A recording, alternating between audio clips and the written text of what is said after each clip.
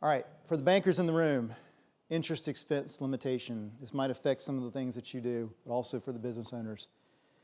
In the old law said that basically if you had interest related to your business, you're financing something, you're financing property, you're financing operations, whatever, that interest was deductible as long as it was business related.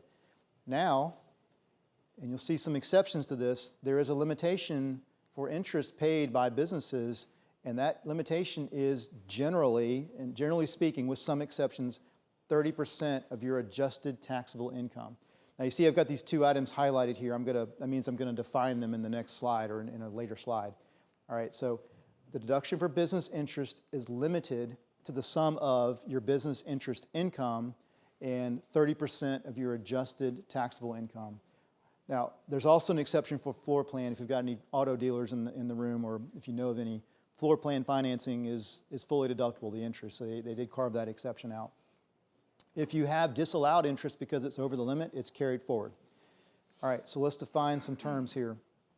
Business interest is defined as interest paid or accrued on indebtedness properly allocable to a trade or business. It does not include investment interest. All right, so we're talking about, again, financing of equipment, financing of operations, that kind of thing. Here's how to calculate your adjusted taxable income. So here's the computation. You've got your any item with that, basically you calculate your taxable income without regard to these items right here. Anything that's not a trade or business, business interest or business income, net operating losses, and just for 2018 through 2021, to kind of help ease this transition, you don't have to factor in depreciation and amortization. All right, so what that does is it bumps up the amount of income that you can apply that 30% threshold to. All right, so that does help for the next, so last year, this year, 2 more years in the future, you'll have that transition rule that you can apply, and basically helps ease that. But after 2021, you will have to put that depreciation amount in there.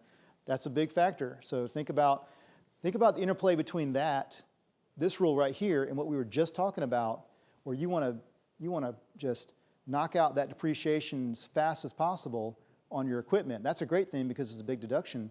But what happens when you do that after 2021, that's going to possibly limit the interest deduction that you can get when you're financing your business.